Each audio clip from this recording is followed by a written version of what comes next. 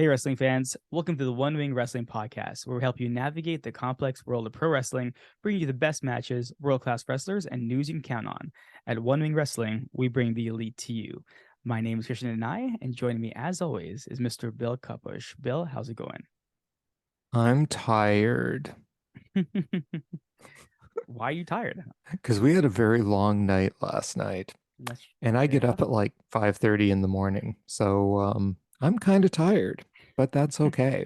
I'm here for a good cause. Still got outside for a bit today, so yeah, yeah, caught up on some wrestling, which some of it I will talk about today.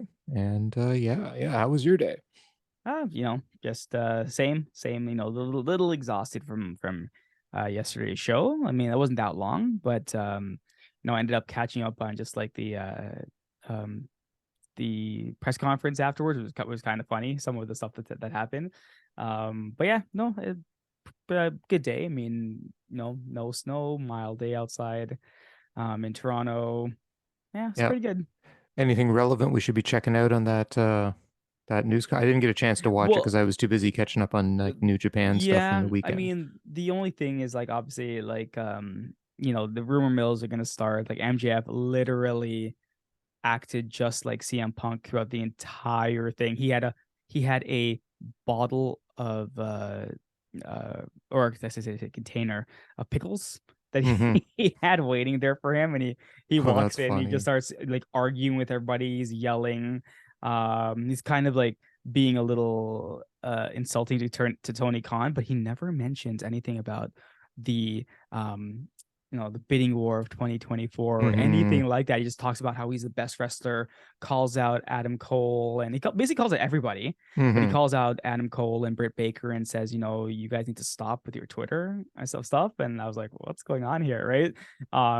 Yeah, he pretty much called out everybody. He called out all the pillars. He's like, yeah, these guys, and he actually called them all out. And I was like, okay, I see what's happening here. He Hmm. even called out Claudio Castagnoli, he called out Eddie Kingston. So he's almost laying out what his next thing is going to be, like his Or he's matches just like almost. throwing every name out there, Yeah. so none of them are a surprise, right? I mean, Yeah. he's not going to So have 27 no, matches before he no, drops the title. So, and he made that, he knows that. He said that, this is why I wrestle once, every hmm. month or so, because I'm just that good. But yeah, he kind of started off with the, what do you guys want to talk about? No, that wasn't him. That was Ricky Starks. But like, yeah, MJF totally doing a CM Punk Hmm. impression. So yeah, it was kind of funny actually. That sounds really interesting. I think Mhm. what I like is how he's taking this. And like, remember what I said last night, right? Like Mhm. they're building him into a master heel. And he's dropped the crap. Now his promos still need work to get kind of past that heel 101 occasionally and that kind of thing. But I mean, I found him entertaining last night. I found him good in the match. I found his storytelling excellent. Right down to his facials near the end, right? Like I just thought it was really good. Did you hear about what was actually in the cup that got thrown on that poor kid? No, I didn't hear It about was that. vodka or So so tequila, something like that. so So he thought it was water and he chucked it on the kid, and it turned out it was like alcohol. yeah, so Tony Khan addressed that. And he Yeah. said, I talked to Max about that. I did. He Hmm. goes, but we've done right by this young man. He's going to be back at our show, and he's going to Oh yeah, go. they took him So back. They yeah. they gave him signed merchandise. They took. I mean, it was probably the best night of his life. He's like, throw more stuff on me, right? So yeah, no, but it's good that AEW took care of Yeah. him. I mean, it was kind of a, I mean, probably not Max's brightest move ever, but it was really funny at the time. It was. So It was and you know what? In Max's defense, I guess he didn't really know what the mother had in her cup, so it wasn't yeah, really exactly. like he probably thought it wasn't vodka, right? Or Like at worst, tequila or something like that. at Yeah. worst he probably thought it was like pop or something like that, right? Yeah. Which in retrospect, he looks at it now, he's like, oh man, that could have burnt the kid's eyes, right? Well, But that's what happened. Some of it yeah, got in his yeah, eyes, right? That's yeah, why the security guard was talking to yeah, him, and yeah. yeah. But anyway, yeah. So, in case you hadn't guessed, what we're doing today is we will be talking about, the wrestling of the week. This is our weekly show, so we'll be talking about some news, including the press conference we just talked about, and then we're going to look at some possible rumors floating around in Dhanai's dirt sheet. He's going to give us his AEW roundup as always. I'm going to take a little flight to Japan fake one. Krishna's taking the real one in November. Yeah, we're going to give our wrestlers and matches of the week. But first, we're going to get into some news. You ready for the news, Krishna? Let's do the news. Well, we have been talking about this one the last couple podcasts anyway, because last week, Mhm, um, Kenny Omega was on the sessions with Renee mhm, Paquette, and he mhm, talked about a lot of stuff. It's an hour-long interview. I would highly recommend just checking out the whole thing. You know, mhm, they talk hockey, they talk,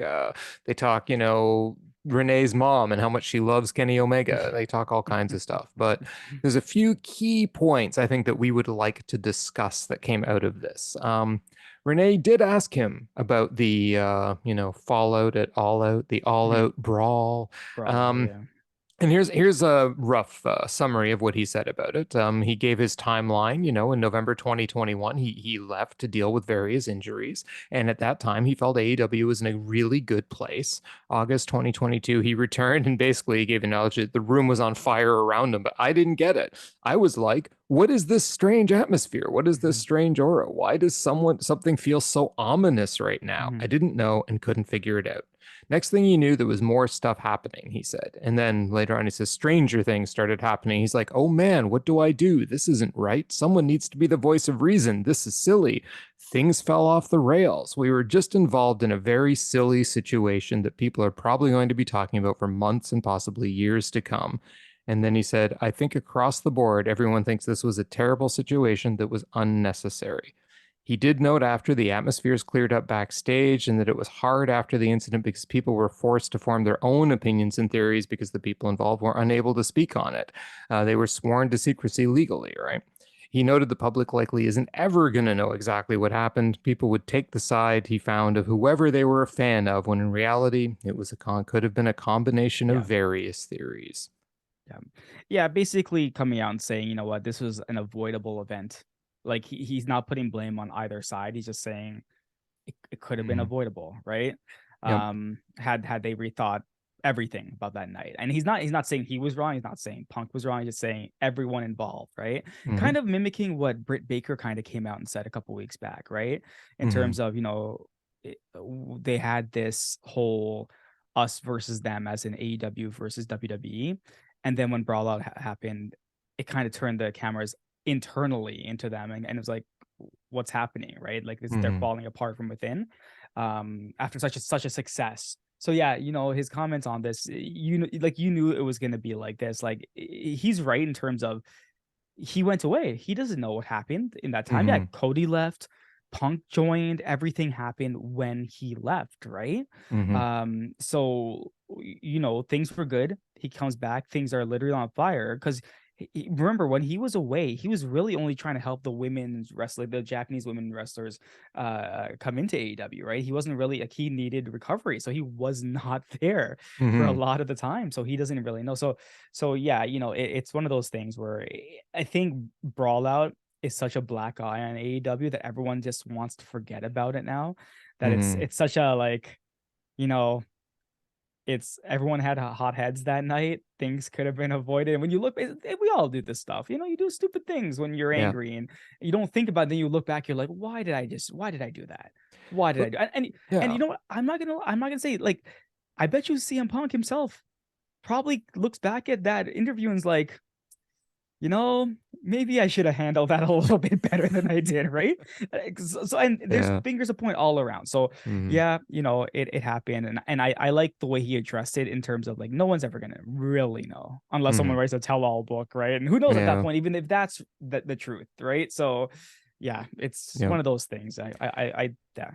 Yeah, yeah, for sure. And I think what I appreciated about it was sort of the analogy he gave about how this Mhm. happens all over the place. It happens Mhm. in like people in like teammates in like MMA competitions Yep. and stuff like jiu-jitsu and hockey teams and everything. Hmm. Like you're gonna get teammates that will Fighting. get into a fight sometimes Yeah. over something. It's a high Yeah. energy environment, blah blah. And he said, you work it out.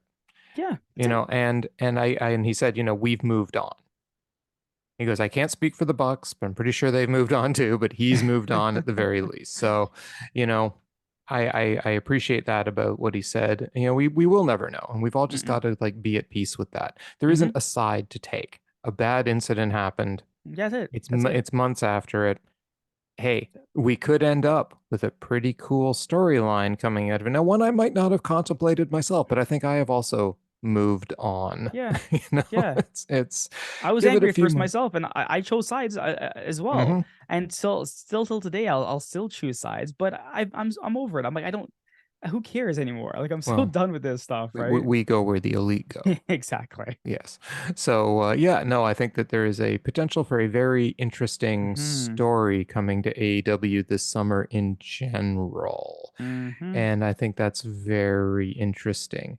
Now, wouldn't it be interesting? I'm just going to segue, but we'll go back to the Kenny Omega thing in a minute. But something just struck me, right? Hmm. We've been seeing this kind of alignment of like, maybe some outsider people. You've got like the WWE women now aligned after Revolution, like ex WWE. Yeah. You've got like potentially Max has been like Mr. Oh, I want to go. He doesn't talk about it anymore, but he's been Hmm. like, oh, yeah, Nick Khan and I were buddies, trips and all this kind of crap. And FTR was unhappy and CM Punk there and you kind of got like that as a bit of a almost like not I mean they're all ex WWE guys too. Well, Max isn't, but the other guys are Max wants to be. Hmm.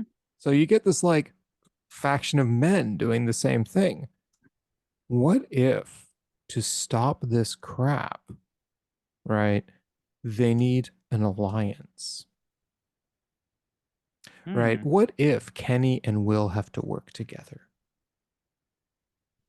That would be interesting. It'd be interesting because it does, it's you have to think, does it take away from their own stuff they're doing, right? Their single stuff, because now that obviously we'll, if you listen to our review last night, the Bucks and Omega lost the trio stuff, so Hmm. they're singles and tag team matches now. So yeah, you know what, the thing is, anything can happen now, right? Hmm. And we'll talk about it more on the dirt sheet and stuff like that, but a lot up in the air. And you were right in terms of, this just kind of confirms the theory that Omega was leading everyone on about, I just want to train people. And okay, then they probably should have left the belts on you guys, and you guys could have just moseyed along and not gotten involved in anything. Right. And I think too that he never said he just let's move to that Mhm. then. That's Yeah, that's an what's that? excellent segue. He did Mhm. talk about his future during Mhm. the sessions. Mhm. And he said to Renee that his main drive right now, the main thing that he's looking at is he wants to provide advice to younger talent. He wants to help them avoid the mistakes he made when he was coming up and help them save years on their career. He said he doesn't really have goals and aspirations at this stage in his career like he did in his younger days when he was motivated to do things like, like win the G1 Mhm. or Mhm. the IWGP championship, or like, he talked about how, he really wanted to get match of the year, number one on the PWI, that kind of stuff. Those just aren't goals for him anymore. He's done it. Right. Like he says, my resume speaks for itself. This Mhm. also made him question though whether he actually deserves his position. If he's not that hungry, Mhm. does he deserve to be where he is? Right. And you're pointing out, well, he would have been in the perfect position to help younger talent. But I mean, is anyone ever in a more perfect position to do exactly that than in a one-on-one situation? How Yeah. much is he helping Will Ospreay right now? Well, that's it, right? In terms of, like, if you think about the trios matches, and same thing with the Bucks. If Hmm. they want to help people, they do their tag matches, right? You Hmm. don't need these guys in trios. So you have Kenny helping the younger wrestlers with their singles matches. And hey, we saw potentially like dream matches, Kenny versus Buddy, Kenny versus Malachi, right? Just like snippets of them last night, Hmm. and the crowd was going insane. So like, if Tony Khan is gauging anything based on that match, you're like, yo, this guy needs probably be singles for a while now, right? Do a Hmm. singles run, do something, help out whomever. Like, you're right, maybe lead a faction, maybe team up with like Kanosuke Takeshita, maybe fight Takeshita. There's a young guy there Hmm. who needs guidance, right? Who needs help with a lot of these things. So yeah, I do appreciate that, and I like the fact that he doesn't he that's what he wants to. He never and he's like, I don't know where I want to be doing this. He's nothing. Everything's up in the air, Hmm. but you can tell, like, he's at a point where I kind of feel where he's like, I've accomplished that, I've done this, I've done that, but I'm like, most of the vets, what they do is they put guys over, right? Think about it. You've beaten Kenny Omega, right? Mm-hmm. They put that on your resume as like something accomplished, right? So I'm very interested to see where this goes, because now they are in positions to help Mm-hmm. whomever they want at any point. They're not locked down to a trios championship or anything like that. So I'm curious. Again, last night left a lot open, right? You don't know. And of course, Bill, the Bucks now have lost their belts. Kenny's lost their belts. Their contracts are coming up. Oh no, what if the Bucks and Kenny want to leave, right? There's so many storylines that they can play with now, and Mm-hmm. hopefully they use, because we all complained that build up was terrible to their match, but their match was absolutely phenomenal, right? Yes. So hopefully now things have calmed down. I guess. And now that Kenny, I'm just very curious what's gonna happen next, because if we do start seeing Kenny facing off against like a Takeshita, or like anybody, right? Like, hey, look, Jericho faced off against Peter Avalon last week, Yes. right? You gotta remember that. Like, give these guys shots, right? They don't all have to win, but give them shots to show what they can do. And Yeah. I'm all, if I can see Kenny wrestle singles matches every week on Dynamite, I'm good. I'm happy. Oh, heck Right. yeah. So yeah, I'm very interested to see where this goes. And yeah, you're right. That the comments were very vague. He was Mm-hmm. never specific on what exactly he's talking about. Very high level, very vague. And I think you're right. He purposely Oh did yeah. that, Well, he right? totally So purposefully did yeah. it. I mean, he was a master at kind of skirting around, but still giving enough meat in there. And I think Mhm, sincere meat, like he's being very mhm, sincere. I do think that he means what he says when he says, like he really wants to help the younger talent. He mhm, wants them not to make the mistakes he did. He wants them to mhm. be able to save years on their career, right? Kenny, I'm just going to tell you something right now. You totally deserve the position you're in. And if you ever Yes. have those doubts, I mean, there are a bunch of us here who want to see Kenny Omega matches Yes. regularly. Now, if you need time, you need to recuperate, blah, blah, that's great. That's great. No problem. Take it. Yep. But I want to see Kenny Omega. I Hmm. want to see Kenny Omega doing what he does best, right? In and out of the ring. Yep. Agreed. So, Agreed. yeah, stick around, get belts, be on top, Hmm. because that's where he belongs. He Yeah. is the god of wrestling. Hmm. So, anyway, yeah, he also commented on the how difficult it actually is being an EVP, Hmm. Hmm. which I Hmm. found very interesting, right? It wasn't Yeah. just, they weren't just handed titles and then No. did nothing. They actually had a bunch of business they had to take care of on a day-to-day basis, and how much of their Mhm. time that actually took was interesting. So, yeah, I found that a very interesting part of the podcast too. But anyway, that is Mr. Kenny Omega on the sessions. We also had Jericho.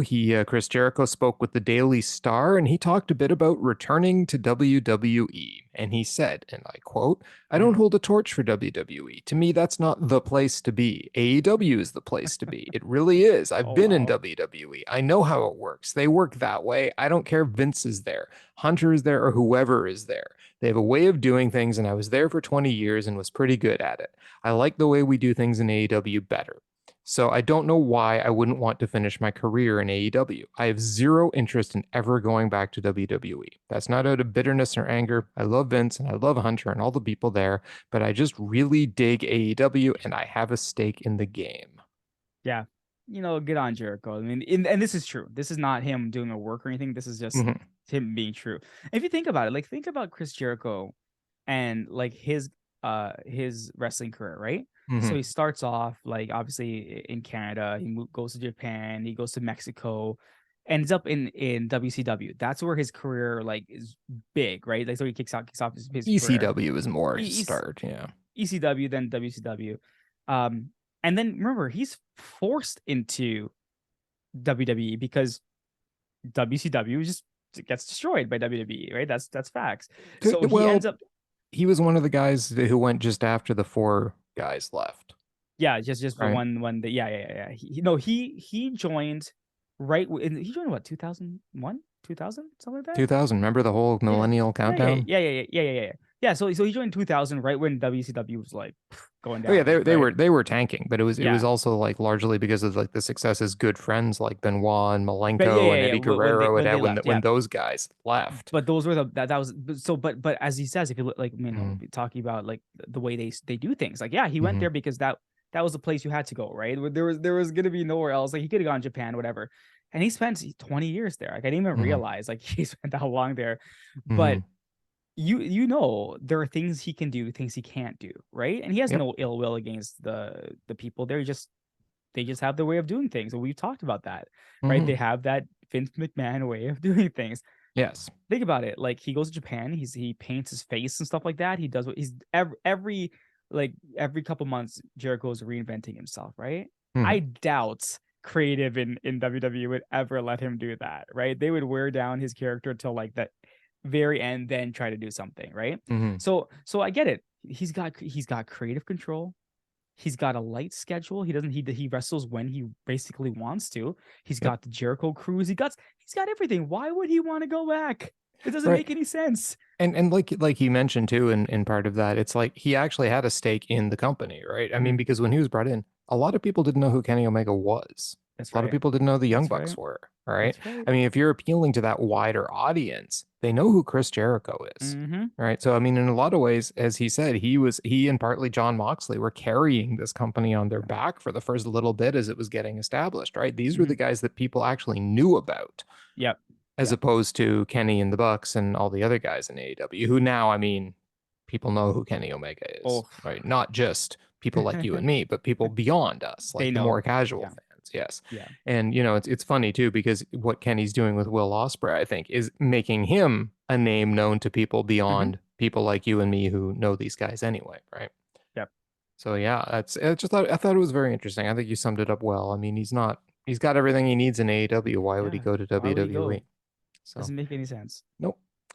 Tony Khan had a media call in which he talked about a couple topics I thought we could mention here briefly. First of Sure. all, he talked about, they asked him about the All Elite Women television Mm-hmm. show Mm-hmm. that, they trademarked a while back. And he said he still thinks it's a great idea, but it hasn't been picked up yet.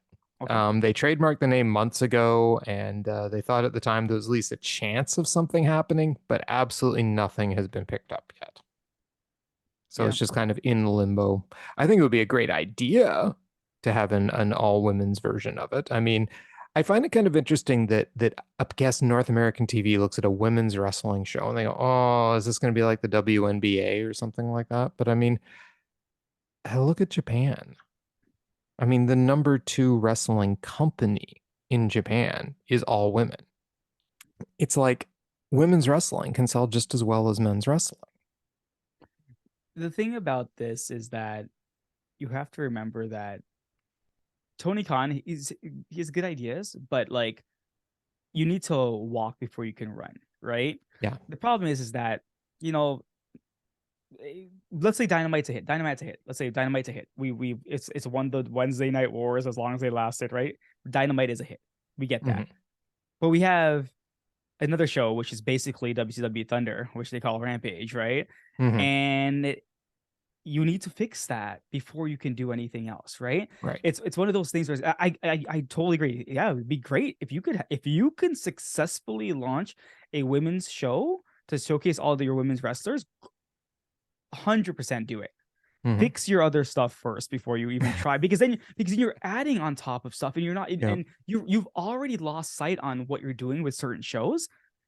Add Ring of Honor to that, right? How Hmm. long did it take Ring of Honor to get a deal? It's been a year, Yep. right? And they finally started shooting like a week or two ago, right? Yeah. So it's one of those, like, Tony Khan, you have so many things happening right now. Yeah. If the women's thing was a priority to you, you would have focused on that immediately. You're kind of like, here's Dynamite, here's Rampage, here's Ring of Honor now, and now I kind of want to put the women's thing in there. It's like, dude, focus up, fix your product first. Oh, don't forget Dark and Dark Elevation. Well, that's my point. That's my point. Yeah, Fix your product first, exactly. and maybe reanalyze, do you need all of these things? Maybe the women show could actually go in place of one of these things, Hmm. right? Not the Ring of Honor stuff, but I mean one of the AEW shows. Right. So you think about that, you're like, you have two YouTube shows, two TV shows. So where do you want to put the women's show? Do you want to put it on TV? Do you want to put it on YouTube? Mhm. Right? To me, I either one works, right? But I think you have to give up one of those shows Yeah. to do that, right? And Mhm. right now, unfortunately, I think Rampage is the one that you give up for it, to be honest with you. Um but if you can't, then hey, Elevation and Dark, just get rid of one of those. Like I've said for how long? Mhm. Elevation is the show to watch. Dark's been okay. Mhm. Like who cares, right? But Right. Elevation is normally the show to watch. So I would be interested in watching it because hey, we barely see the ladies, and when you do, you're like, okay, what's happening right now with them? I haven't been following. I don't know what's going on. They barely Mhm. cut promos, and then when they do cut promos, it's only like a handful of Mhm. people, right? Like if I was say like, where's Willow Nightingale? Like she's not on, she's barely on Getting TV, killed on Rampage. right? Yeah. Exactly. And this thing, like or she getting crushed on Rampage. You have like tag teams, which you wouldn't know unless randomly they show up on TV. You're like, oh yeah, I forgot. They have tag teams for the women's as well, which they never show, right? Mhm. So yeah, I think it would be a good, it would be it's a great idea. It's just that the execution from AEW, I just don't trust it right now. I just really don't trust Yeah. it. Yeah, no, I think you're right because I think in order to do it, I think the only way these shows would work properly is in a Mhm, couple of ways, right? Like you ensure that something like Dark Elevation gets mhm, enough coverage that, and here's where WWE is really good at stuff. They summarize the hell out of everything, mhm. maybe too much. Oh, here's what happened on this show. Here's what happened on Yep, this show. Here's the same video that you've seen 78 times before. Let's show it to you again. You are repetition. not Yeah, going to not know what the main yeah, highlights are of the various exactly. shows. And I really think that Tony needs to spend a little more time doing a little bit of that and a little less, oh my God, we need to cram 7,000 things into Dynamite every single week and goes so fast that nothing breathes. No, you're 100% right, and this is why I remember we talked about this last week when I said, I was watching a show, and they had said you don't. One thing is for AEW to do is not try to continue storylines on being the elite, which Mhm. I'm not against anymore, right? How that being said, this today I watched Being the Elite, and do you remember we complained last week that the elite got 1 minute and they Mhm. got jumped last week? Yeah. Being the Elite starts off with Kenny Omega talking to himself in the back room, and he's practicing something, and the Bucks approach him, and and he tells them, "Guys, I know we haven't had a chance to talk to the House of Black, but I've got 10 minutes of TV time and I practiced. I got this." And are you sure you got this? He's like, "Oh, I got this. Oh, we're going to go out there. It's going to be fire out there." And then as they're walking to and they're like, "When's it happening?" They're like, it's happening right now. And they're Yeah. walking and he's actually singing the Rob music. He's like, din din din din din din din din din din din, and he's singing it as they're walking. And then it flashes to them getting beaten up. And I'm like, that's funny. It is Yeah. funny. But like to everybody else who doesn't watch Being the Elite, they have no clue this even exists. But it was Yeah. so funny how they call back to it. They're like, I've got 10 minutes of TV time right Exactly. Oh, those guys are so good. now. but Yeah, but that's it's that's it. It's yeah. Tony Khan's got to clean up his house. That's what's Yeah, going and on. and again, we say this and it's not like AEW sucks. We No. really enjoy it every week. These are like this is like you have something that you love and you just Mhm, want it to be better. mhm, And I think a solution might be, right now Tony's trying to control all the booking, but if you've got so many areas now where there's booking, right? And he got in some help, but I almost think that, and maybe they're doing this already, I don't know, but you need kind of like a consistent storyline monitor, like someone who's just basically in charge of making sure, look, we have all these threads of mhm, plots. One, mhm, where are they going? What's their outcome on each of them? All mhm. right.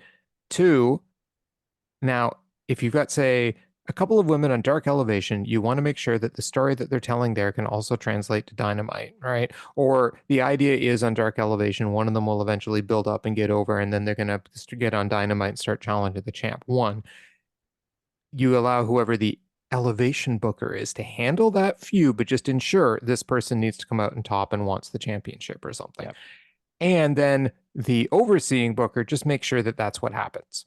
And Yep. make sure that when that person's ready to transition to Dynamite, Dynamite starts with like vignettes summaries, that kind of stuff, so that the person gets introduced, almost like you got to treat Elevation in some ways like it's the minor leagues or something like that, right? Yeah. Like if the person's moving up to challenge your big champion, and it is kind of a move up in that situation. I know AEW likes to think of Elevation as just kind of like extra matches, right? No.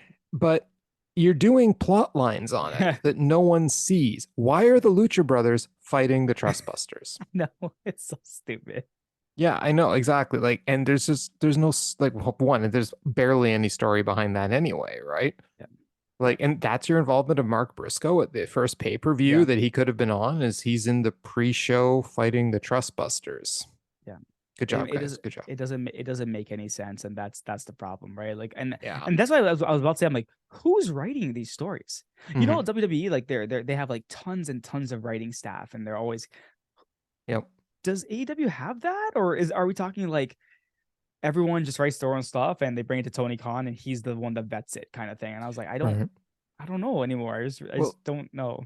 and they still need that person who can like map the stories properly, right? Hmm. Just make sure they're all heading like, where are we going with these Yeah. stories, Yeah. What's the and point? make sure they get there, Mhm. right? And have stuff like in a secondary level ready in case someone gets injured or something. Like, Yep. know what happens, contingency plans. But anyway, Yep. Tony also mentioned this, speaking of storylines, that the ROH storylines will no longer be on AEW television. They will be exclusive to the streaming service. You're not going to hear about them, on Dynamite or Rampage. They'll just be on the ROH streaming TV shows and pay-per-view shows. I mean, I think that's a good move when you want to split the brand. My only issue with that is if it's only on the streaming service, then you're only accounting for the people who own that streaming service, right? Mm-hmm. So if you're trying to sell a pay-per-view now for Ring of Honor and you try to say, "Hey, look at this card." And Mm-hmm. no, and the people on AEW who know Samoa Joe, who know all these people, they're like, "Oh, they're cool," but I have no clue what's going on. Like Right. should I know what's going on? Like that might be a misstep there. I don't know.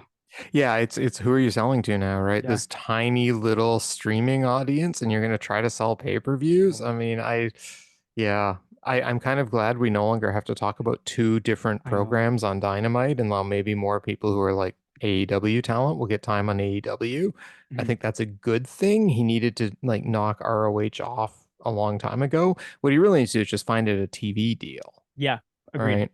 Agreed. And get I it agree with back that. on television. But anyway, I do have a very quick injury update before we move to our last Sure. topic. Ty Mello is out with a back protrusion, a bulging disc that she's dealt with for more than a decade, apparently. Oof. She couldn't even walk the day before the street fight and Oh needed a my gosh. wheelchair in the airport, and she still did that street fight. Oh Um, wow. she expects to be cleared now in the next couple of weeks. Wow. Yep. Yeah, that's good to hear that she's healing up. That kind of explains why she's been off TV for such a long time. Yes, her Um, her and Anna, yeah, after that street fight, they were they were done. gone. They were gone. Yeah, good. Like, I always say, like, the women when they put on those street fights, well, they hold nothing back. Yep. I'm glad that she's getting better. I'm not gonna lie, I do like the Sammy and Garcia storyline. I think it's one of the best ones they have because they're But so funny. Anna Um, Jay and Ty make a great they women's do. tag team. They do, and that's fine. Yes. They could be there, right? I'm Hmm. okay with that. Yep. Um yeah, that's kind of crazy, like I'm just glad that she's getting better. I didn't even know. I did not know she was injured, but everything kind of makes sense now. Yes. And another injury that happened in the last Hmm. week or so is Fuego del Sol is now out. Oh, He was in an indie show. He dislocated his right foot, displaced a ligament, and got 5 fractures. He's expected to be out for 2 to 3 months. poor Fuego. Like, I know. this guy is like an AEW original. He's been here since the beginning, always on Hmm. Dark, always on Elevation. He's a good wrestler just to throw out there. He does his job. He gets like, who was he fighting against where it was like he was getting just crushed? Was it The like House of Black. the House of Black, right? Yeah, and even what's his name, Miro, he was fighting at one point as Yeah. well. I'm like, this guy just goes out there and gets absolutely destroyed, but he Hmm. does his job. So it kind of sucks for Fuego because he's a good wrestler. Yes. He's He very just good. they just can't find anything for him to do except be like a jobber, which is, hey, it's okay. I mean, He's getting paid for it, But right? hey, he was doing some indie dates, right? But Yeah. Yeah. unfortunately, I mean, these kind of injuries happen. We hope he gets better soon. Yeah. Exactly. And this leads us to our last news topic, which I believe will also be segueing into Dhanai's dirt sheet. But Hmm. Dax Harwood was on Busted Open Radio and he was talking about FTR's podcast. I found this really interesting Hmm. because it shows you how much they actually care about their relationship with AEW. And he said, and I quote, especially with the CM Punk episode and even the most recent, the Pinnacle episode, I would send transcripts to Legal, AEW Legal, and say, hey, just to let you know, this is what I'm saying. If you'd like to read over it, you're more than welcome to. Or if you'd like to listen to it before we put it out, you can listen to it here. And if Hmm. you have any problems with anything I say, please let me know and we can figure out a way to edit around it. And he said, and so, I've tried to be a team player while I'm still with AEW. I've tried to be a team player, make sure they know I would never in a million years go out and try to make the company or any talent look less than. That is not my goal at all. My goal is just to express how much I love wrestling, how much I'd love to help the people in general, and just have fun doing it because if I'm not having fun, I'll just stop. Yeah. Yeah. It's interesting, right? Because it seems from the podcast like he was just very unhappy with AEW, very unhappy with his relationship with Tony Khan and stuff like that. Mm-hmm. Thought that AEW had misused them. And you know what? There's some truth in there. Like we're not gonna lie, Mm-hmm. there's some truth in there. The guns have the tag titles. That's all you Yeah. need to know. Yeah. So I mean, and then suddenly the downfall of FDR where they lost kind of everything, right? Mm-hmm. That was very interesting. And I thought they were on their way out as well. I thought, Mm-hmm. hey, April, they're gone. I didn't. So when they showed up, I did call it. I said they were going to show up. Yep. I didn't really expect it. It's one of those kind of things where I was like, yeah, I'm going to say they're going to show up, but they're not really because they're already on the And outs, you right? tend to call everybody to Yeah, show up. And like yeah, 90% of the time, you and I no, are both wrong whenever we say yes, so and so showing up. yeah, but that you're right. That flows right into my dirt sheet, right? So in Mm. terms of like dirt or rumors, I'll call them, there are rumors reported by a few outlets, right? Just confirming, not confirming, but just reporting that their beliefs are that FDR actually has signed a long-term contract. If you listen to what Dax Harwood says in his podcast, Mm-hmm. he says the next contract is going to be our last, Mm-hmm. right? He says it like that's going to be their last. Like he was talking about indie dates and stuff like that. Well, uh, which company allows you to do indie dates and stuff like that? Right? Like Exactly. like let's reverse a little bit. WWE doesn't let you do indie dates. So Nope. so which company allows you to do indie dates? Okay, that's one thing. And the fact that he has kept going with it. And I thought, Dax Harwood, like just from what I've heard about this guy and like how he speaks about like wrestling in general, he's never like this. Like he never puts people down or he never puts the company down. So it almost did feel like a shoot at certain points and Mm-hmm. not at certain points, right? So when I heard this rumor, I thought to myself, them returning last night, the challenge for the belts, the Bucks no longer in the trios Mm-hmm. competition. There was a big match that never happened, right? Like Mm-hmm. the way I see it, FDR, like whether or not they've signed long term or what, they're taking those belts off the guns. That's settled. That's not happening, right? Mm-hmm. They're taking those belts off of them. Then who challenges them? Who are they go? Who's up next? Right? You Aussie build Open. them. Well, you either build. I was gonna say you either build them up to the Bucks Yeah. or you have the Bucks. I think you build them to the Bucks, right? So you have them go like remember they're like at the bottom because of all these losses now. They need to Mm-hmm. be built back up, right? So yeah, you know what? You throw the Acclaim at them again, but the Acclaim cannot win that match. It has to be FTR winning that match, right? Well, You have them like doing that, but yeah, sorry, go ahead. oh no, I was just gonna say I have another story for you. You know how I Okay, like all to right, take the kernels you all give me right, and play all with them right, a little. all right. What if Mm-hmm. FTR comes back, they've challenged the guns, and they're all like, "Yeah, we're back, and we're coming for those belts." But the Bucks step in and they go, "Well, yeah, except we have a better tag team record than you this year, so actually we're Ooh. next in line." And then the Bucks beat the guns for the For the belts, and they're belts. like, "You want these now, FTR?" Yeah. Right? Right. And then they get to play like the heels that Mm, FTR is chasing down. that would be an interesting. That's interesting because the way that again, I'm gonna just throw out some rumors at you. Again, that's Mm-hmm. nothing has been confirmed. And everyone listening, nothing has been confirmed, right? One of or two of the biggest CM Punk supporters have Mm-hmm. been FTR, Mm-hmm. right? They love CM Punk, right? They will even say, they're looking like, I think Dax even said on the on his first podcast about CM Punk was, it's all about forgiveness. If we can move past this, Mm-hmm. right, it's best for business. Best for business. I think CM Punk had tweeted at Dax, kind of saying like, yeah, obviously, right. Mm-hmm. We kind of briefly touched on this earlier, and it's almost, I feel like it's more, the more and more that things are happening, the more and more I see this actually coming true. I actually, like before we had said that predictions for that CM Punk may return, he may not. I have a feeling CM Punk is coming back just by certain things that have been happening. Like, first of all, MJF fully being MJF and pretending to be CM Punk at the press conference. He's such an idiot. The fact that, like, they're openly referencing Punk like it's nothing. Like, like everyone is kind of openly discussing things. Now, I'm not saying this is going to happen because a lot of bridges have to be crossed, a lot of apologies have to go back and forth and stuff like that. Like, these guys have to be able to work it out. I have a feeling that what could have driven, if FDR signed, I have a feeling they signed because with the knowledge CM Punk is coming back, right? And their storyline with a Punk, with a FTR CM Punk thing would actually be like absolutely crazy, right? Yeah. Like, you want AEW to start hitting those $1 million points again, like those like and million watcher stuff, right?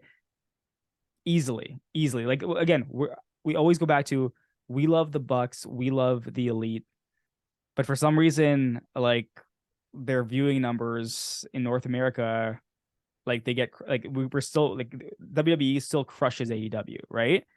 A storyline like that, hey, people in AEW, not sorry, AEW, people in WWE know this storyline from AEW. You're telling me people will not tune in to watch something like Well, that?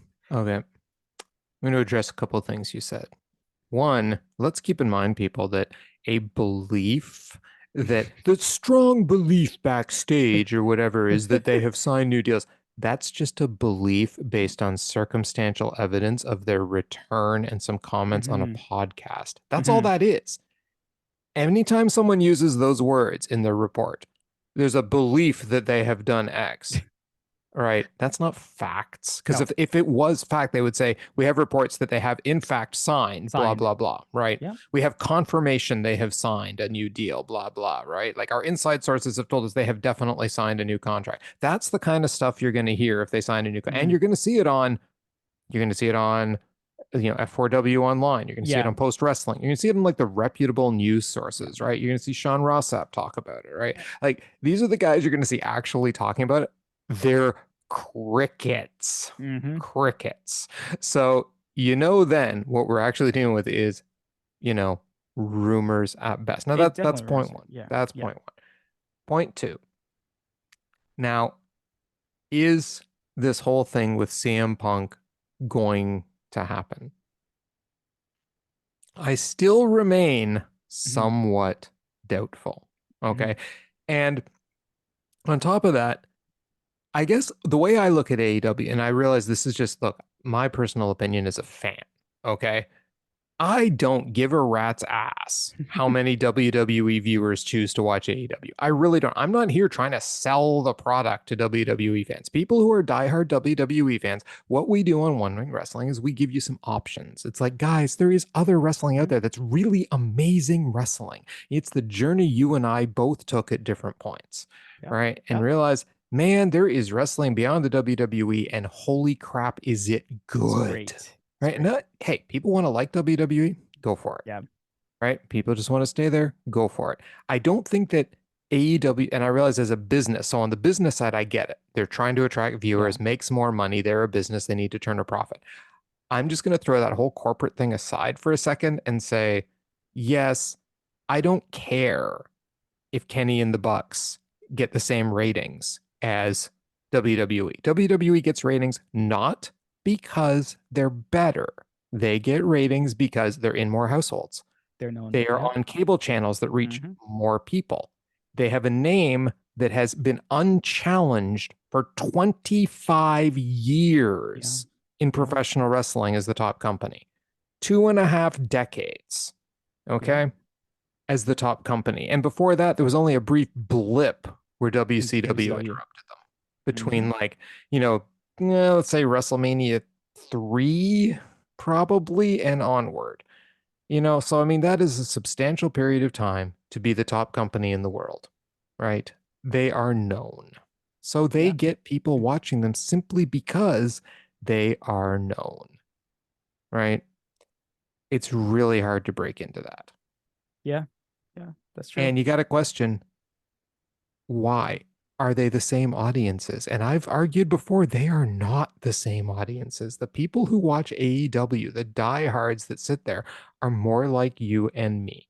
Yeah. And I may not be their perfect target audience either, because I do not love the Acclaimed, but I do think that we don't necessarily want them to form storylines sheerly for the, and I'm not saying that's what this is, but sheerly Mm. for the purpose of drawing those fans from WWE. Yeah. Now, I get they're going to do that so they can get business. Yeah. Okay. Yeah. I accept that. They're going to build the Wardlows of this world. They're going to, Mm. that kind of stuff. They're going to do it. But I hope that if they do decide to go ahead and do that with CM Punk, that they do it in such a way that they tell a really Yeah. good story. And it's not just obviously done to try to draw viewers, right? Those are two very different things. So I want a really good story, because the good story itself Will doesn't, draw you. Yeah. it'll draw viewers anyway, Yeah.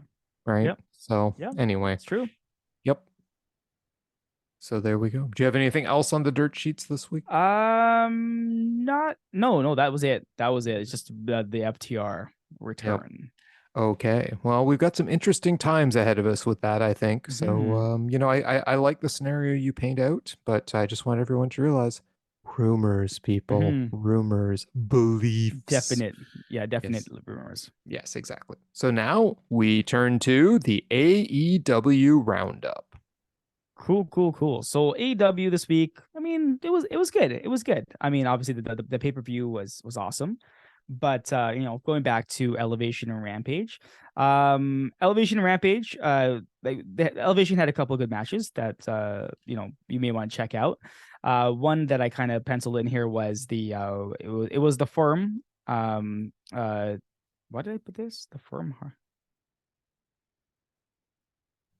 Cassidy. The firm No, stuff. this was wrong because I was like, I totally put this wrong here. Yeah, no, this should actually say Williams, Braxton, and Paxton versus what's called the firms Matt Hardy, Isaiah Cassidy, and Ethan Page. Really odd. Ethan Page is kind of like buying into the whole Matt Hardy thing now, and he's kind of like party hardy is what they're doing. Kind of strange. He's actually allowing them to dance and stuff like that to the ring, which is kind of weird. Cool. I'm like, is Ethan Page going good? Stokely's still not into it. But yeah, a fun match. It was a trios match. Cassidy and Hardy still work so well together. Mhm. So when Mark Quinn comes back, I mean, I guess it'll be those three will be good. We know what happened on Dynamite. Was it Dynamite where Hardy lost against Hook? It was Yes. Dynamite, right? Yeah. So Yes. we know that no, that was all a ruse basically. Hmm. So this was prior to that where they were all friends, and suddenly Hardy's still turning his back on Stokely. But this was a fun match. It was quick. The Williams, Braxton, and Paxton, they didn't really do much. This got like owned this match. Mm. Then we had Athena versus Danielle Camella. Athena just like, I won't say it was a total squash match, but she just attacked her right off the bat, like Yeah. playing total heel. Like they Athena is such a funny women's ROH champion because she's kind of like there's no honor to anything she does. Like, she knocks the person out, then shakes their hand, right? That's how Mm-hmm. she does, she observes the code of honor.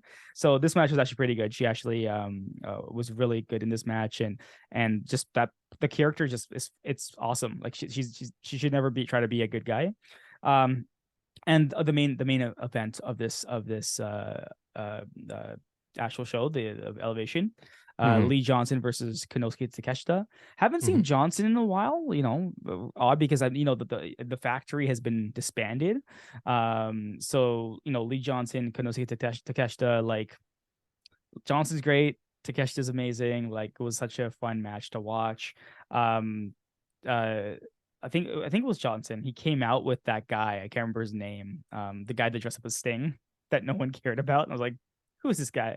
Cole Carter. That's who he came out with. Cole Oh Carter. yeah, yeah, yeah, Yeah, yeah, yeah, yeah. yeah. He came out with Cole Carter, and I'm like, wait, so are they still part of the factory? I was so confused, right?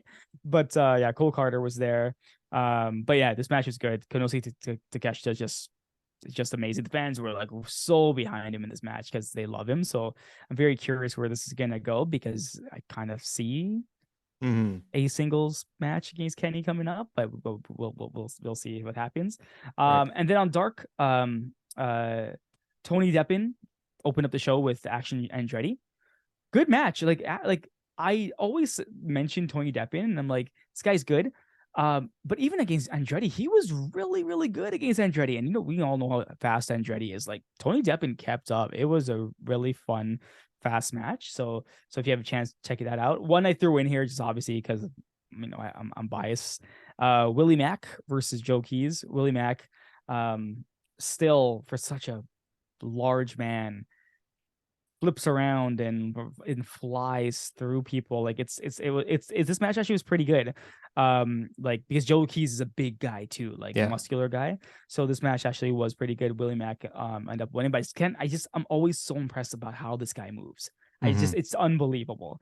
And then last two, AR Fox on Top Flight with Matt Sydal Right. versus the Trustbusters. This Okay. match had all of my flippity dippity stuff that I needed, right? Like, I Yeah. mean, AR Fox and Top Flight, fantastic. You throw Matt Sydal into that, this guy is absolutely nuts. It was. I'm assuming this match was because Top Flight and AR Fox were like are still on the hunt for like trios competition, right? Mm-hmm. My assumption is they're probably going to be challenging House of Black and stuff like that, which is great. I'm okay to see that, right? They're going to get killed, but I mean, I'm okay. Yes. I want to see that. And last, I mean, the comedy match of the week, I think is the Orange Cassidy and Danhausen versus the Workhorsemen. Orange Cassidy and Danhausen put on a great show. Of course, Anthony Henry was here. If I didn't mention this already, right? Do you guys know that he's a fantastic wrestler? He was really Anthony good. Henry, you don't say. Up and comer, Bill. Write that name down. Remember that name. Um, but yeah, no, they did great. Henry ate the pin at the ending. It was weird. Their finisher was like a double choke slam. But I'm like, you guys are not that tall, so I don't understand how the choke slam works. Well, that just makes But it better, right? Like yeah, two smaller guys doing like a big man move. yeah, but it was funny. It was, again, the comedy match. Like, Orange Cassidy and Danhausen are just so good together. Of course, the Workhorsemen, like, they're a great tag team. Again, another tag team that's Mm-hmm. only used on Dark and Elevation, right? Yep. So I kind of hope the tag division is now going to be pushed up a bit so you can have some matches on Dynamite and Rampage. But yeah, that was my quick wrap of AEW for the last week. Of course, again, we had our pay-per-view in which we recorded and reviewed yesterday. So if you have a Yep. chance, and if you haven't seen that pay-per-view, highly recommend it. Go check it out. There's some amazing matches. There might be one match that was unfavorable, but besides that, everything else was great on the show. Yes, and our review is up on your Mhm. favorite podcast source and YouTube. So feel free to check Mhm. that out. Like and Mhm. subscribe. 5-star reviews, all that good stuff. Anyway, so with that, and I will be checking out some of these matches you recommended because anything with Anthony Henry, I hear that guy's pretty good. He's pretty So good. You should check yeah, him out. I told you. yeah, Write that name down. Keep him on your yeah, radar. He's yeah. he's good. Well, we'll now take a little trip across the Pacific, find ourselves in Japan, and you know what's going on or was going on, right? Fantasticamania. Oh yes, Yes. Fantasiticamania. How could I forget? Exactly. Well, on their February 27th show, um, Titan, repping, of course, Las Ingobernables de Japan, was taking on Soberano Jr. for the CMLL welterweight title. This was the main event of night one of that particular set.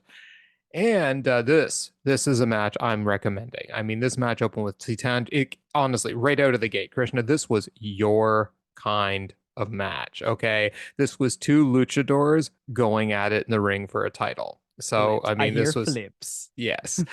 It opened with Titan just drop kicking Soberano right out of the ring, like right off the top. That was his opening move, and then hit a tope suicida into the crowd, basically. I mean, back in the ring, he then nailed a Mitch, so he just came out flying. Michinoku driver for two. Soberano soon counters. He drop kicks Titan off the turnbuckle onto the floor, and then hits him immediately with a tope con hero. I mean, the match was nuts. So Teton did like a running lariat into the corner at one point where he literally went through the ropes. He did an insane tilt-a-whirl arm bar. Like the only other place I've seen that happen is in a Stardom ring, and I had to mention Stardom. I was gonna say you had So to mention yeah, Stardom. I had to. So Randall did a springboard moonsault by like running to the second rope and hit a hanging Teton. Teton was like in the middle, hanging off the second rope, and he did like a running springboard moonsault and nailed him dead on. It was just crazy what these two guys did. Um, he goes for like a top rope stomp from when he's on the floor. Oh, this was right before it. There was this crazy spot too where Teton was on the apron after, by the way, he got beach braked onto the apron Mm. and he's getting back up. Soberano runs at him and he manages to do basically, it's almost like a Hurricane Rana, but he gets him under the shoulders and flips him out of the ring. Well, I was like, holy crap. But then he goes to the top and tries to do his like double stomp finisher to the guy on the floor and he moved and so he tweaks his knee. And that became the story of the match at this point was his knees hurt, so like Soberano keeps attacking it, right? And he has to like gut it out to get up to the top, and then he actually hits his finisher, but then screams in pain and collapses because of course it was his knee, so that was really good. But then he ends up using this like an Indian deathlock that he transitions into the Muda lock for the win and gets Soberano to tap out. Great match. I give it easy 4 stars. nice. You'd love this. Fast, um, all kinds of insane moves. It's lucha things. And Teton, I already love Teton, but Soberano Jr., I mean, this guy's great too. So yeah, I highly recommend this match. Also, kicking off in Japan this weekend, which was what I was busy checking out today, was the New Japan Cup. Okay. And it kicked off Sunday in Korakuen Hall. And by the way, I love Korakuen Hall. It is becoming one of my favorite Japanese like both New Japan and Stardom. Those crowds at Korakuen, Mm-hmm. it's like Philadelphia or Chicago or something in the US, right? Like it's just they're crazy. Mm-hmm. They chant for everything. They're yelling all the time. I'm so happy they have cheering crowds in Japan again, right?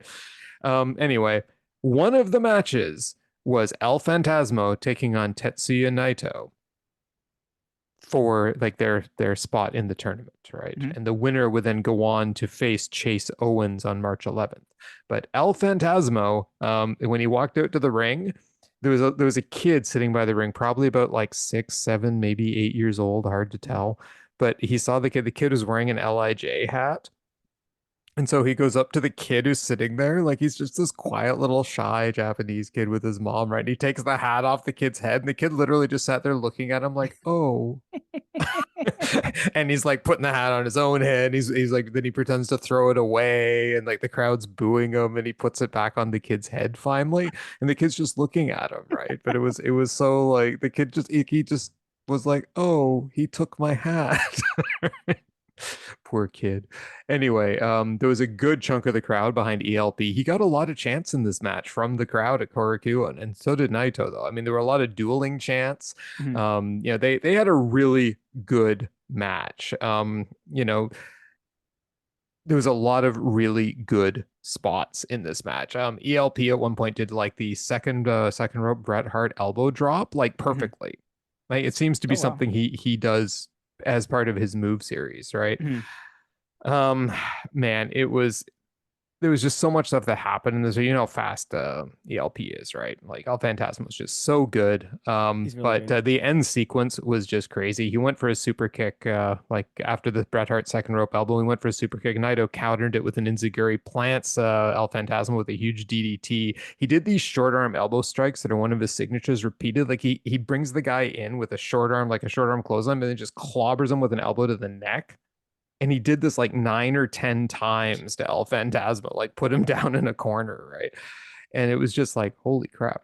Um, then he did a diving DDT. He goes for the Destino, but El Phantasmo countered into what was basically a Cazadora gut buster and then locks on the LaBelle lock for quite a while. Naito realizes he's not going to be tapping, so he lets him go. Then he puts a Naito up on the top turnbuckle, nails two Inzagiris and a Frankensteiner, followed by his Thunder Kiss 86, which is a splash off the top rope. So, like, just this sequence was nuts, right? Mhm. For a near fall. He sets Naito up for the CR2. Naito counters, eventually hitting a DDT. He hits the Destino, but El Phantasmo kicks out. So he goes for the Destino again. El Phantasmo hits a super kick, goes for the CR2 again, but Naito counters with the Polvo de Estrella, which is Spanish for Stardust. And gets the win. Now, before this, the announcers were hyping up, this could be El Phantasmo's year, like he's probably going to have this great tournament, just needs to get past Naito. Well, he didn't get past Naito. He No. has been eliminated, but the announcers were hyping up strongly his chances to go for he's a future heavyweight champion. They were like really hyping him up. There was another spot in the middle of this too, where after he hit a tope standing moonsault to the floor, he went back to the kid that he took the hat from, Mhm. and he like too sweeted him. Which was and Naito spent a lot Mhm. of the match making fun of the Bullet Club too. Like he would lie on the ground and do like El Phantasmo's gesture with the hands and the too sweet, like he's spazzing out or something, and he kept doing this in front of El Phantasmo. Like basically, you guys look like idiots. Anyway, so yeah, it was a really good match. I would suggest checking that one out. Nice. Sonata defeated Tai Chi as well in this tournament with a DDT maneuver he apparently had never used before. And so Sonata moves on. Tai Chi's eliminated. Sonata will now face Kenta, who got a first round bye. David Finlay beat Tomohiro Ishii on the second day, and he moves on now to face Great-O-Khan on March 15th. He also has now officially joined the Bullet Club. He Okay. came out with his Bullet Club entrance. He's basically inherited Gato from Jay White. So, Gato came down with him. He's like his thing is the Rebel Club. Okay. Yes. I kept watching El Phantasmo going, dude, get a new stable. I know, yeah, leave the Bullet Club. Exactly. And Shoto Umino beat Yujiro Takahashi, and he's going to face Zack Sabre Jr. in the next Oh. round, which should be a very Hmm. good match. Um, Stardom is essentially, I have not yet watched, of course, their pay-per-view because it is not yet out on Stardom World. And we do have a Stardom in Showcase show that I have to check out as well. Both of those I will report on during and next week. They were in a lot of their house shows. There was some really good matches, but in the interest of time, we're already running long on this today. I was going to recommend one match. It was essentially the Oedo Tai versus Cosmic Angels match from Stardom and Matsumoto. I think the one thing I liked about this match was simply that it showcases how a middle card match can still be incredibly entertaining and Hmm. good, right? And it continued the Waka storyline of Waka doesn't win matches, right? Because she's the one who gets beaten down, but she keeps giving these like great comebacks. Her story keeps getting told in like match after match, and the crowd loves Loves her. her. They want her to win a match so badly. Every time she gets like a pin, every time she pops up or like kicks out of a near fall, it's like the Hmm. crowd is just like yelling so good. So they've really built her up. It's really interesting because, of course, she only has a few weeks left before she'll get kicked out of Cosmic Angels if Oh. she doesn't win a match. So, and Oedo Tai beat her just like pure cheating. It was like masterful, classic Oedo Tai where like Ruaka distracted the ref, and she wasn't even in the match. She just distracted them with her like big case, and then Saki Kashima and I almost said Tetsuya Naito.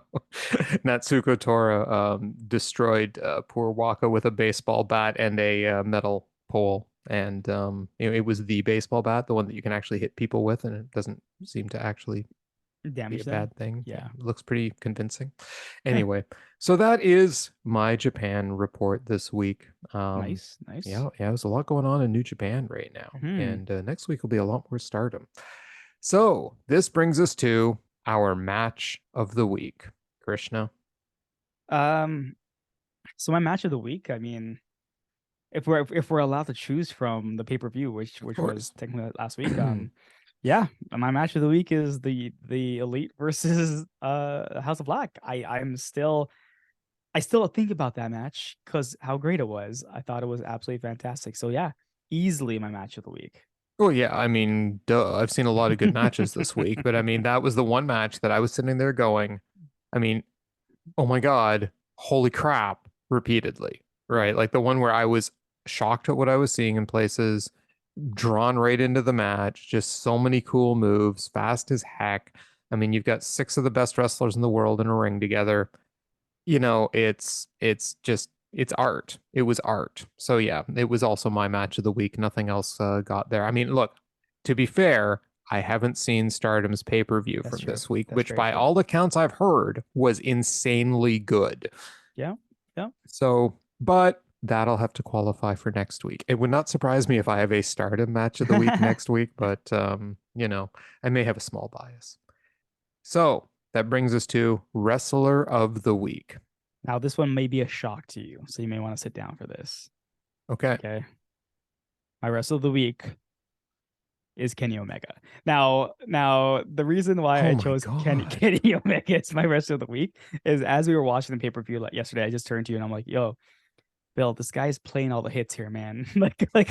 I'm loving everything. Like I remember I'm like, why doesn't Kenny do his Katara Crusher anymore? Why doesn't he do this other move anymore? He did everything except the one winged angel. And I was Right. okay with that. I Mm-hmm. was because what he did, we even got the Terminator dive. We got everything in this match. We got Yeah. dueling knees at certain points, like V triggers, like Malachi Black. Oh my god, that's a knee he gave Kenny. Holy, I thought he killed him. I really thought he killed Kenny with that. Like he blocks and then hits him. But what a showing by the Elite. Like, Yep. and no way, like they lost, but in no way did they look weak in any way. No. Right? Heck, I mean, like House of Black just looks strong as F. So Yep. I watched that match. I was so happy. This is the Kenny Omega I love. This is the one I want to see wrestle. More of this, please. My wrestler of the week. Like he's just so goddamn good. I can't fault you for that. Now, I mean, I'm assuming if I'd seen the Will Ospreay match, it was apparently insane at Rev Pro this Oh, weekend. okay. I probably would have or last week, sometime in the last week Mhm. anyway. I probably would have a different wrestler of the week because, Will Ospreay and amazing matches kind of go Yeah. hand in hand. Um, but no, my wrestler of the week is Malachi Black. Oh, I was on the fence between Kenny and Hmm. Malachi, and that's why I said, Yep. "Do you remember that spot with Hmm. Malachi?" Yeah, yep. Because here's my point for exactly what Mhm. you said too. Mhm. There were moments where I was like, "Oh my God, he's just going toe to toe with Omega." I mean, if Mhm. Omega's V trigger is the best knee in the business, Malachi's is like 1B, 1B. right? Agreed. And the fact was, he told the story of being the leader of this group. Think about it. They went into this with zero build. Zero Mhm. build. I mean, little spot here, a little light flicker there. They were Yeah. basically retribution, right? Yep. So they went into this with zero build.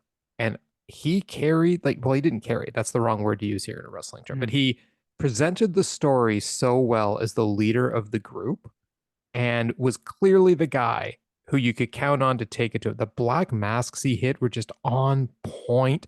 His wrestling was on point. His Mhm. storytelling was incredible. Right. I mean, all six guys in the ring told an Yeah. incredible story. Or I was Agreed. seven. I mean, let's include Julia Hart in that too, because Yo. her role in that, I mean, even eating the V trigger. But I Oh mean, her no. role in that match too. I mean, all of them were just on point. Yeah. Right. And I thought Malachi just did such an outstanding job. His wrestling, it was him, it was a lot of his spots where I was like, holy crap. Right. Mhm. And it was just I loved seeing him in an area where he was allowed to shine and show how damn good he He really is. is in the ring, because he has not had an opportunity like this in quite a while. So Yeah. I was very impressed with Malachi Black. Yeah, I can't disagree. I was thinking the same thing.